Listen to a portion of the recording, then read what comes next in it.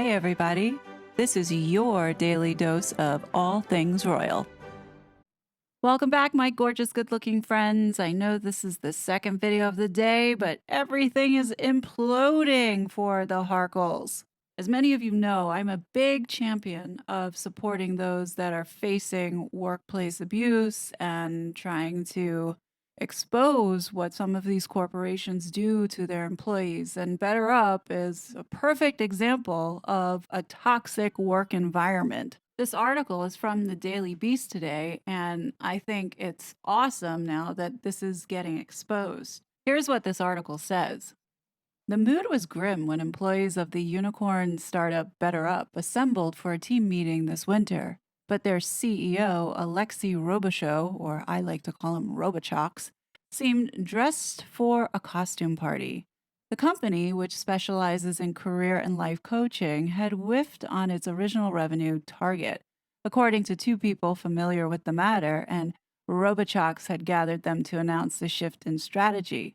He likened the reorganization to a train switching its track, one of the people said, which is why he was holding a train whistle and wearing a conductor's cap. Oh, geez. Robichox blew the whistle as he unveiled new changes, the attendee recounted. It was one of the most awkward calls I've ever been on professionally. Staffers' pictures appeared on slides announcing their new roles. When the attendee's photo popped up, it kind of felt like someone was reading my obituary, the person said. Last valued at $4.7 billion, BetterUp is perhaps best known for its chimpo officer, Prince Harry, Duke of Sussex, who joined the corporate team in 2021. But even with a former royal amongst its ranks, the startup has struggled to maintain its footing. Last year, its vast roster of contractor coaches staged a revolt after the company modified their pay. The relationship remains fraught, several coaches told the Daily Beast. And this week, BetterUp laid off 16% of its staff, the culmination of what multiple workers described as months of turbulence filled with outbursts from executives, mysterious staff departures, and declining morale. Now, you guys all know that this has been going on as from time to time I was reading those BetterUp Glassdoor reviews. So, this culture inside literally sounds like a nightmare. The article goes on to say, we're all there because of the same bullshit story they keep telling us. We're mission driven, and the mission is going to change the world, a recent employee said. But inside the business, he added, they treat us like shit. The article goes on to continue about Alex Robichok's leadership and the growth that they experienced during COVID, stating that they were actually in the right place at the right time. Then continues to say that trajectory has seemingly flattened, however. Two people familiar with BetterUp's finances said that during the last fiscal year, the company fell more than 20% short of its initial revenue targets. They were counting on really big expansion numbers, one of them said. In reality, they were nowhere close. Well, we all know the reason for why they overestimated their targets. This is all to paint a narrative because this company was hoping to go IPO. And unfortunately, these executives didn't care about their employees and instead put money and greed ahead of actually doing what they started out to do. Continuing, to compensate, another employee echoed, the company trimmed its objectives. We didn't miss our goals, we reimagined our goals. Meanwhile, workers were inundated with what some described as super toxic positivity. Managers leveraged the self improvement jargon used by coaches. I need you to practice imagination or shift your mindset to apply pressure. There'd be just a lot of weaponizing of those behaviors, a former employee said. Even before this week's layoffs, BetterUp had been culling or pushing out employees for months. According to three recent staffers, people would just be there one day and then they'd be gone the next, one person recalled. My boss one day was just deactivated on Slack. That just started happening in various pockets of the business, added another. Executives allegedly insisted to employees that the departures were caused by poor performance or a lack of fit with BetterUp's culture. Yet many on staff were skeptical, believing that some of their ousted teammates had been high performers. There was a lot of fuckery going on, an employee who recently left the company said. Members of the sales team have been particularly frustrated with the ultra aggressive quotas assigned to them, which some perceived as a way to justify layoffs down the road. Not everyone took issue with the metrics. I will say that BetterUp did have a high performance standard, which would result in some people being let go every performance cycle, a former employee told the Daily Beast, adding that downsizing is the nature of many tech companies. Gosh, it seriously sounds like amateur hour here at BetterUp. Everyone knows that any successful organization, the last people to go are the salespeople. In this case, they seem like they were firing people after every cycle, which probably was like every quarter. Now, one, that's a problem because the salespeople are the ones that are responsible for the revenue coming into the company. So if you're firing them every quarter or so, or recalibrating their quotas, you are not incentivizing your staff to go out and get business. When you start doing that, then you affect the lives of other people who are reliant on the money that they're estimating to be making. So when you change that because the metrics need to change because of the business, that's not okay. And it's really outrageous that this company expects the community and the greater good or purpose of the company to be put first ahead of people's livelihoods, whether it be taking care of their families, whether it be surviving to put food on their table. Robochucks needs to be fired because any good business leader would know how to forecast and be able to not miss revenue targets. That's not on the sales force's fault. This is on the fault of the leadership for not being able to understand just something so simple as what it means to have forecast accuracy. It's all about under promise and over deliver. In this case, it sounds like they were talking a big game, but really didn't have the opportunity behind it to fulfill it. So that's not on the sales force's fault. This is upon the executive's fault for committing what they promised to commit to their investors.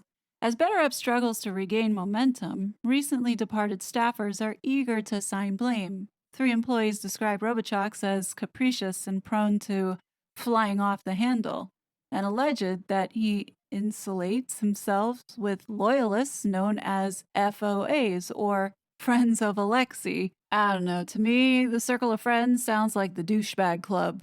Now, this next paragraph is insightful. It says, and while multiple staffers praised BetterUp's product offerings, some of them also critiqued its high churn rate among individual users. No one's so effed up that you're going to have 2 or 3 life changing moments and be like, oh, I'm going to have another one next year. I'll stick with coaching, a recent employee said. In certain cases, BetterUp will land a large contract with a company that is terminating employees and wants to offer career coaching as a layoff perk. Yet such deals are difficult to convert into recurring sustainable revenue. What a stupid perk to give people when they're terminated.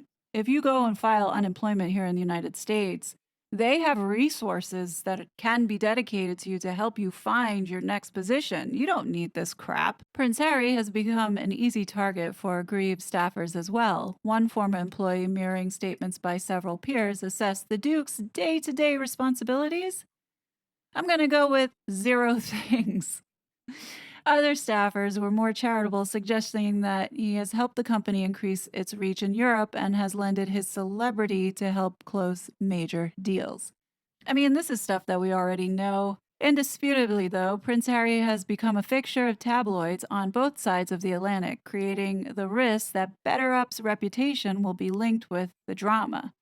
At first, I was like, this is cool, a recent staffer said of the Duke's corporate position, but increasingly it's been more of a distraction. Every article mentions his role at BetterUp, then goes on to roast him and Meghan Markle. At some point, the employee argued, and I think this last line is classic, the juice isn't worth the squeeze. I need that on a shirt. Maybe I'll make one for the channel. The juice isn't worth the squeeze. It looks like Robochok's popularity seems to be heading into the toilet. Let's take a look at some of these glowing reviews, as it does appear that they are coming fast and furious. So, this analyst says that the teams there are vibrant and innovative and felt inspired working with such diverse talent. Yeah, I could see that the down to earth worker bees get along. The cons: the longer I work here, the more their culture of feedback became unrealistic expectations, lack of career coaching due to unexperienced middle managers, and demoralizing work ethics. This is just a warm up, it gets worse. Placed on the same day of August 3rd, 2023. So, this is a current employee of more than 3 years, and they are happy with the comp packages as well as they like the people that they're working with. The cons: CEO Alexei is a typical startup entitled bro who surrounds himself with yes men from his grad school or consulting days. He clearly enjoys the idea of being CEO than actually being a leader. He brags how enlightened he is by spouting inspirational quotes or going on about stoicism, etc., in company calls. It can be eye rolling and cringy when he talks about himself. He spends too much time hanging with celebrities and thought leaders than the company or his employees. Due to overhiring during the pandemic, a lot of silent layoffs via PIPs going on since late 2020. You are expected to have a cult like devotion to the company and its mission. You need a religious zeal for human transformation and show it off as much as possible to get ahead in the org. If you don't, you'll be pushed aside. This creates a weird corporate culture full of passive aggression, toxic positivity, and over empathy. No one wants to rock the boat or offer differing opinions or ideas. Work life balance is very poor. Expect to work long hours. Meeting heavy org, a lot of this could have been an email here. I've worked late nights, over weekends, inner work days, and even on vacation. You raise any concerns, you're usually told by managers this is a startup, deal with it. The high impact behaviors, ironically, weaponized against you so you work harder and harder until you burn out. Internal talent development and career planning are de facto outsourced to your coaches, so you really have to hustle yourself to move up in the org. But internal mobility is usually determined by favoritism and devotion to the mission than skill or experience. Thus, a lot of mid level managers are poorly equipped to manage effectively and responsibly. I encourage all prospective employees to research positive psychology. It forms the bedrock of the science at BetterUp. If you don't align with it, don't work here. I also encourage you to look into workism. It is everywhere here thanks to the bizarre company culture. Advice to management: Alexei needs to go. BetterUp is no longer a small, scrappy startup. It is growing into a mid level company that needs experienced, mature leadership to match. New leadership in the C suite can bring positive and lasting change to the current damaged company culture. The product is amazing, but the people behind it are overworked, exhausted, and burnt out. So, this current employee, I think, is very brave for writing this feedback here. I do think, though, regardless, people should jump ship because none of this sounds healthy for anyone in the environment. And even if they do remove Robochocks from his CEO position, bringing in new leadership is not going to change what this ESG crap is being pushed by these elites. They don't care at the end of the day how you feel. They don't care how much they overwork you. They care about profit and bottom line.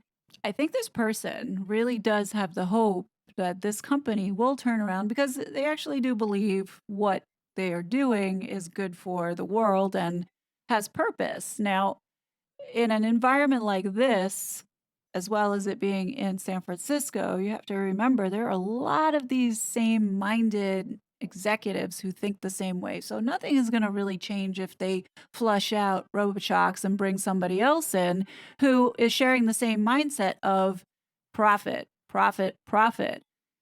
It's hopeful to think about it, but When you see these words such as workism and positive psychology, that should scare the living daylights out of these employees enough to get them to leave because none of that includes prioritizing your happiness, your family life, and what you do outside of work. Essentially, this workism really is making work the center of your life.